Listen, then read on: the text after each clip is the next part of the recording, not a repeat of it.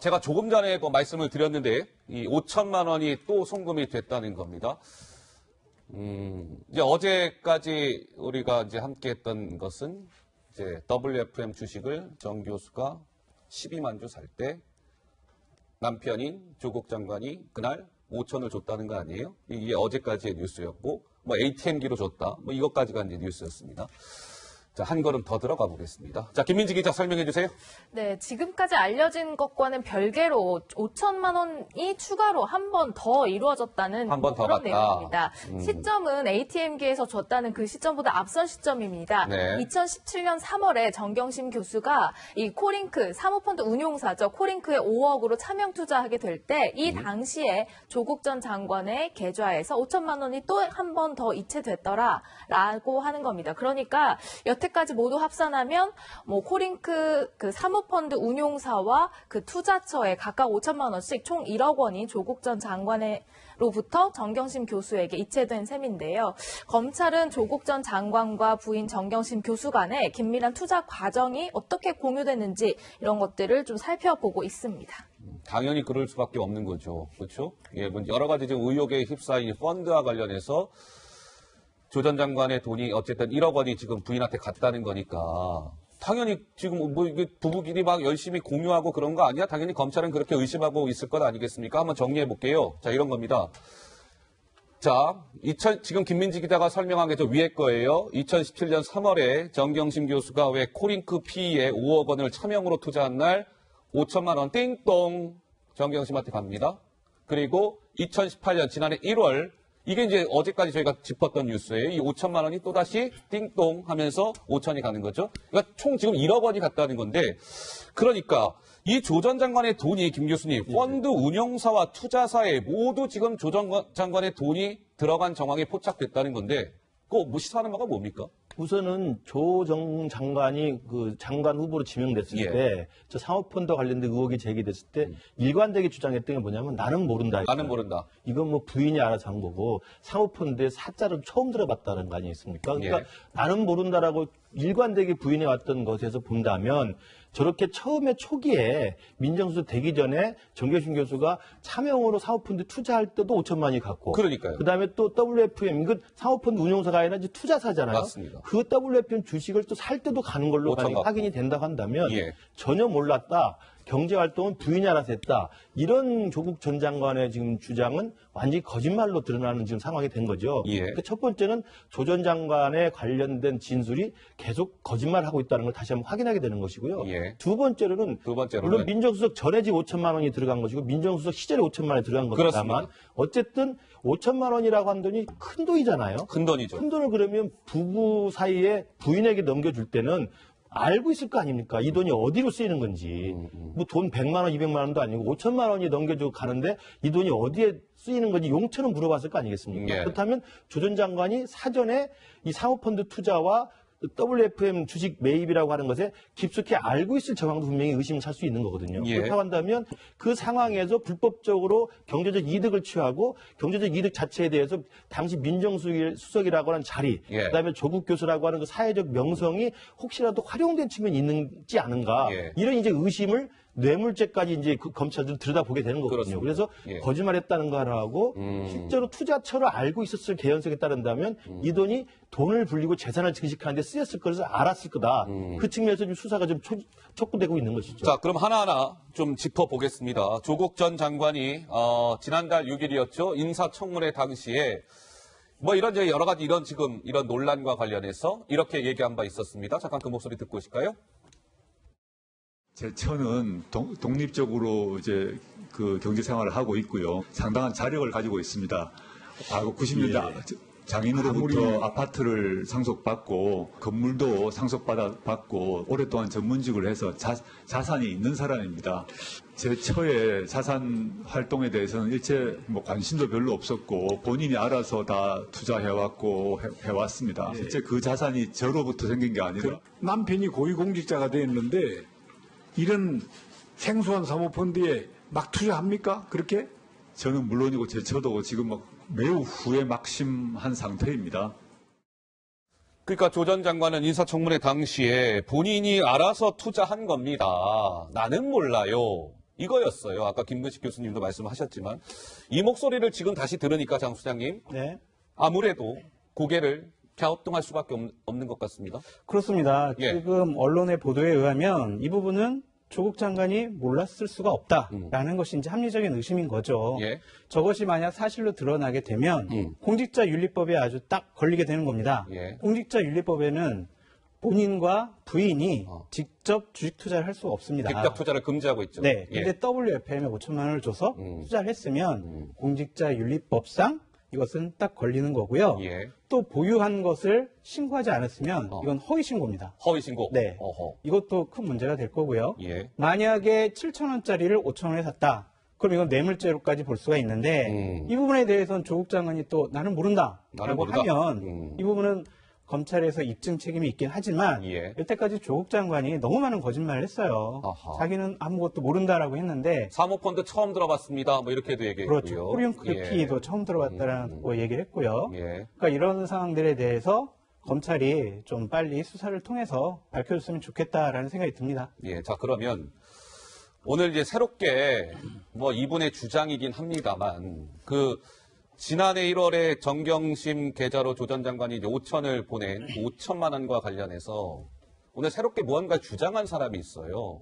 이것도 좀 시사하는 바가 있는 것 같은데, 자, 김민지 기자 무슨 내용입니까? 네, 김경률 전 참여연대 공동집행위원장이 한 이야기인데요. 그때 당시의 상황을 살펴보면 조 전 장관이 보낸 5천만 원이 과연 어디에 쓰였을까 좀 의심스럽다 이렇게 주장을 하고 있는 겁니다. 왜냐하면요, 재산 신고 내역에 보면 정경심 교수의 재산이 한 8억 정도 있거든요. 그런데 8억 원 이상이 있는 이 정경심 교수에게 5천만 원을 굳이 왜 줬어야 했을까? 여기에 대한 좀 의구심을 가지고 인터뷰를 했는데요. 그 목소리를 좀 더 자세히 직접 들어보시죠. 무슨 5천만 원 가지고 그렇게 쫀쫀하게 이렇게 들러붙냐, 이거 추적한다고 하냐 하는데, 이게 사실은 지금 작전주란 말입니다. 배우자에게 이미 뭐 10억 가까이 돈이 있는데 5천만 원을 따로 송금한다는 것은 어떤 목적이 있는 누군가의 돈이 꼬리표를 달고 가지 않았나. 결국 5천만 원이라고 하는 돈은 조국 전 장관의 돈이 아닐 수도 있다. 저는 그렇게 그 추정합니다. 배후에 자금 출처 조사로, 금융계좌 열람으로 해결할 수밖에 없는 일이다. 저도 이걸 오늘 기사를 보고 귀를 조금 세우고 봤어요. 이게 도대체 뭐지? 어허, 김경률이라는 이분이 얘기한 건데 이게 이제 이런 거죠. ATM으로 보낸 5천만 원이 조국 돈이 아닐 가능성을 제기한 거예요.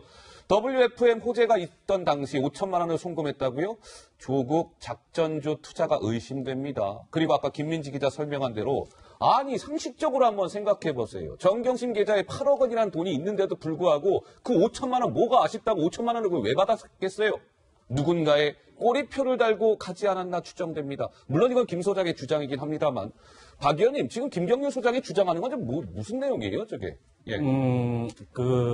이제 코링크피를 통해서 WFM의 그 주식을 예. 잘 주장에 따르면 이제 차명으로 보유했다라는 건데 그 시점에 예. 정경심 교수가 한국투자신탁 계좌에 증권 계좌에 8억 원을 보유하고 있었습니다. 네. 때문에 차명으로 그 주식을 매입하려고 매입 자금이 충분히 있었고 자금 여력이 있었기 때문에 구태여 조국 장관 계좌에서 5천만 원을 받을 필요가 있었겠느냐. 그게 김 소장 주장인데. 그런 점에 예. 두고 봤을 때 그게 예. 조국 장관의 돈이 아닐 수도 있다. 그럼 조국 장관 돈이 아니면 무슨 돈이라는 거예요? 아마도 이게 이제 작전주의이기 때문에 네. 어떤 그 차익을 기대하고 이러저러한 사람들이 맡긴 돈, 태운 돈, 일 수도 있다라는 의심을 해본 건데. 꼬리표가 그런 의미군요. 예. 저는 조금 이제 저 잘 알거든요. 김경률 소장을 회계사고 이 사건을 오래 들여다봤기 때문에 이제 이런저런 의문이나 또 이런 것들을 갖고서 예. 문제 제기를 하는 건데 저건 조금 좀 앞서간 그런 추정이 아닌가 이런 점들이 좀 걱정이 되고요. 예. 일단 저희 그렇게 생각합니다. 2017년 3월에 건너간 돈은 그게 건너갔던 게 사실이라고 하더라도 별 문제될 게 없습니다. 아까 얘기했듯이 조국 전 장관이 코링크피의 존재, 펀드의 존재를 알았냐 몰랐냐, 그와 관련해서 청문회에서 위증을 한 거냐 안 하냐, 이 논란은 있을 수 있는데 그 이외에는 법적으로는 문제가 없어요. 문제는 이제 민정수석으로 재직 중이던 지난해 1월. 예, 2018년에 1월. 그렇죠. 예. 이거는 이제 차명을 통해서 주식을 보유한 거기 때문에 예. 이제 공직자윤리법 위반 또 미신고 이 위반 예. 등등이 될 수 있는데 근데 여기서 한 가지 제 나름의 또 합리적인 의심을 해보는 바는 이런 거죠. 부부가 경제 공동체인데 간혹가다 말이에요. 부인이 남편의 통장을 갖고서 그 통장을 운영하는 경우들이 있습니다. 부인한테 맡겨놓고. 예, 예. 때문에 이제 조국 전 장관의 청문회 증언과 이거를 맞춰보면 정경심 교수가 조국 전 장관의 명의로 된 그 계좌를 운영했을 수도 있다. 그래서 여기 돈을 일로 빼고 또 여기 있는 돈을 일로 옮기고 물론 이제 요즘에 이제 공인인증 시스템을 활용을 하기 때문에 예. 인증서까지 공유하느냐. 근데 뭐 그럴 수 있다고 생각해요. 때문에 이거는 검찰이 정확하게 수사를 해서 수사 결과를 통해서 입증해야 될 문제고 예. 아까 이제 김경률 회계사가 굉장히 중요한 하나 그 지적을 했는데 무슨 지적이요? 이게 계좌 추적을 통해서 나온 내용이 아닙니다, 전부. 그러면 검찰이 압수수색을 통해서 예. 그 압수물을 통해서 이런 결과들을 얻어냈다는 얘기거든요. 그런 거죠. 예. 그런 면에서 봤을 때 좀 더 정확하게 사실 이게 입증이 되려면 계좌 추적이 돼야 되고 근데 법원이 자꾸 기각시킨대요. 어떤 면에서는 예. 반대로 예. 조국 전 장관도 본인의 결백을 입증하기 위해서 예. 이 계좌 그 열람에 동의할 수 있는 거 아니야? 이 얘기를 지금 김경률 회계사가 한 건데 예. 저는 그것도 하나의 방안이 될 수 있다고 생각합니다. 저도 비슷한 이야기인데요. 그러니까 물론 이 지금 박 의원님 말씀대로 민정수석 재직 시에 5천만 원 지금 송금한 것은 분명히 큰 의심을 받을 수밖에 없는데 공직자윤리법 위반뿐만 아니라 더 큰 혐의까지 받을 수 있는데 네. 이걸 입증하는 것은 아까 말씀하신 대로 만약 정경심 교수가 조국 교수 명의로 된 통장을 따로 관리하고 있었다고 한다면 보낸 입금의 장소를 보면 됩니다. 지금 일부 보도에 나온 것처럼 청와대 근처 네, 뭐 ATM기로. A은행에 네. ATM기에서 송금이 됐다 그러면 이건 정경심 교수 거기까지 가서 할 일은 없잖아요. 조국 전 장관 그런 거죠. 그러니까 예. 이건 계좌를 추적하면 금방 드러나는 거죠. 어디에서 몇 시에 누구 명의로 어떻게 갔다는 거 알면 예. 이게 진짜 조국 장관이 보낸 건지 아니면 조국 장관 계좌 것을 부인이 관리했기 때문에 바로 자기의 확인되는 뭐 이 거죠. 돈 예. 관리 상황에서 보낸 건지 확인할 수 있기 예. 때문에 저는 그 부분을 명확히 하면 검찰도 입증도 쉽고 또 반대로 조국 전 장관도 혐의를 벗어나도 쉽다고 봐요. 그래서 계좌 추적을 제가 볼 때는 앞으로 이제 계좌 추적이 떨어질 거라고 생각이 드는데 예. 그 부분이 명징하게 입증이 되어야만 사실 이 사건에 대해서 분명한 실체적 진실이 드러날 거라고 생각을 합니다. 예. 박 의원님? 한 가지 참고로 그 청와대 인근의 A은행에 ATM기로 송금을 했다라는 언론 보도가 있었는데 오늘 또 다른 언론의 보도를 보면 검찰이 그 내용을 부인했습니다.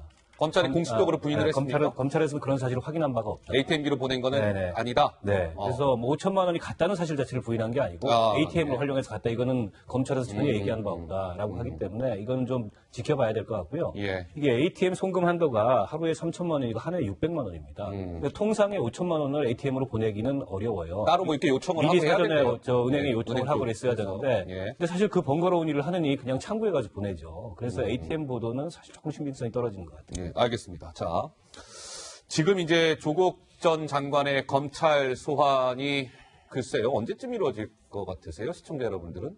뭐 지금 이번 주 중에 뭐 이르면 또 내일 얘기도 나오는데, 자, 김민지 기자, 지금 검찰이 조 전 장관 소환과 관련해서 뭐 만반의 준비를 하고 있다는데 뭡니까?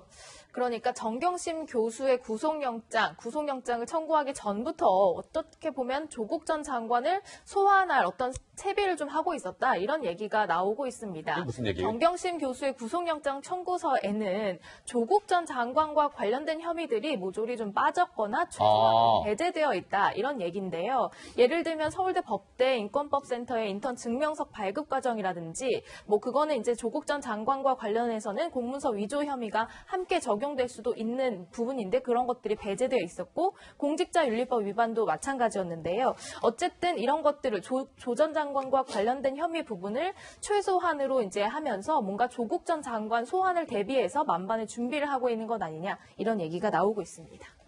그러니까 시청자 여러분, 정경심 교수 그 구속영장 청구서가 몇 페이지인지 아세요? A4 용지 51쪽이에요. 굉장히 두꺼운 거잖아요, 51조. 근데 저 지금 조 전 장관 관련해서 뭐 공문서 위조라든지 공직자윤리법 이걸 뺐다는 거예요. 그 영장 청구서에 없다는 거예요. 그러니까 한마디로 검찰은 칼끝을 다 지금 감추고 있는 조 전 장관 검찰에 나오기만 해봐. 우리가 칼끝을 다 감추고 있어. 뭐 이런 시그널인 건가요? 그렇죠. 저기서 이제 뭐가 나올지 모르죠. 이제 검찰은 저 두 가지 혐의를 히든카드로 생각을 하고 있는 것 히든카드. 같아요. 네. 공직자윤리법 같은 경우에는 예. 부인이 한 행위는 그 공직자 한 거랑 똑같이 취급을 해요. 그러니까 부부는 일심동체다. 경제공동체를 넘어서 예. 일심동체이기 때문에 모든 걸 같이 한다고 본인의 행위라고 보고 있습니다. 그렇기 때문에 저 사안 같은 경우에는 공직자윤리법에 조국 교수가 연관이 됐을 것이다.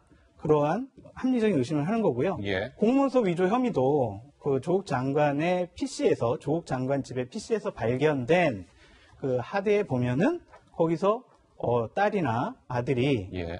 그 서울대 공익인권법 센터에서 근무했던 인턴 증명서가 발급된 거다. 이것이 대학원과 뭐 이런데 그 대학원에 진학할 때 제출된 거다. 예. 활용됐다. 그래서 이거는 공문서 위조 혐의가 있다. 예. 이것을 조국 장관이 한 것이 아니냐. 그런 의심을 갖고 검찰이 소환 조사를 준비하고 있는 것으로 보여집니다. 자, 우리 캘린더 그 그래픽 좀 잠깐 볼까요? 네, 이건데요. 내일 잘하면 시청자 여러분 그 큰 뉴스 하나 전해질 수도 있을 것 같아요. 왜 그러냐면 오늘이 29일이죠. 그러니까 모레가 31일인데 전날 이제 반부패 정책협의회가 청와대에서 있어요. 문재인 대통령 주재로. 그때 윤석열 총장과 문재인 대통령이 대면을 하게 되거든요. 임명장을 준 이후에 두 사람의 만남은 저 31일 만남이 처음입니다.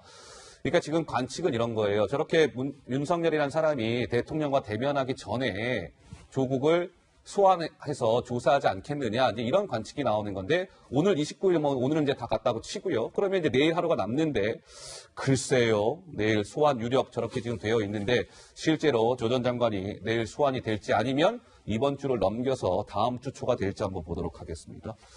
윤석열 검찰총장이 최근 대검찰청을 상대로 한 국정감사장에서 이렇게 얘기한 바 있었죠. 잠깐 듣고 오시죠.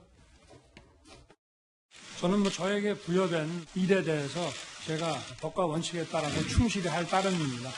저희들은 과거 우면하지 않고 어떠한 사건이든지 원칙대로 처리해 나가고 있고 앞으로도 그렇게 할 생각입니다. 어떤 수사든지 간에 저희는 가장 신속하게 마무리하는 것을 원칙으로 하고 있기 때문에 이 수사도 확인할 수 있는 것들을 최대한 빨리 확인하고 수사 절차는 가장 신속하게 진행하도록 그렇게 하겠습니다. 네, 윤석열 총장 목소리 듣고 왔고요. 자, 시청자 여러분, 조국 전 장관이 왜 그 사퇴하기 전날 뭐 발표를 하나 했어요. 그 인권보호 수사 규칙이라고. 근데 김민지 기자, 이게 좀 뒷말이 나온다는데 왜 그렇습니까? 법무부가요, 이 조국 전 장관이 남기고 간 이 수사 규칙에 대해서 조금 수정해서 다시 발표했습니다. 수정을 했다? 그런데요, 그 내용들이 뭔가 조금 조국 전 장관을 위한 건 뭐예요? 아니냐 이런 뒷말을 낳고 있는데요. 예. 인권보호 수사 규칙에 대해서 좀 수정안을 내놨는데 여기에서 빠진 내용이 있습니다. 원래는 주요 수사에 대해서 고검장에게 보고하고 점검을 받는 내용이 있었는데 이 부분은 삭제됐고요. 불구속 수사 원칙이라는 것이 추가됐습니다. 그런데 조국 전 장관이 지금 수사를 받고 있고 그 가족들도 함께 수사선상에 올라 있는 이런 상태에서 이런 수사선상에 이제 조국 전 장관이 올라 있잖아요. 이런 상태에서 이런 불구속 수사가 원칙으로 정해진 이런 것들이 뭔가 조국을 위한 것 아니냐 이런 뒷말이 나오고 있는 그런 셈입니다. 좀 전 그래픽 다시 좀 줄 수 있어요? 뭐 삭제한 거는 그렇다 쳐요. 예. 근데 이제 저게 이제 눈길이 가는 것인데, 불구속 수사 원칙이 추가됐다는 거예요, 저 항목이. 그러면 지금 조 전 장관 검찰 소환이 임박한 상황에서 불구속 수사 원칙이 추가가 됐다.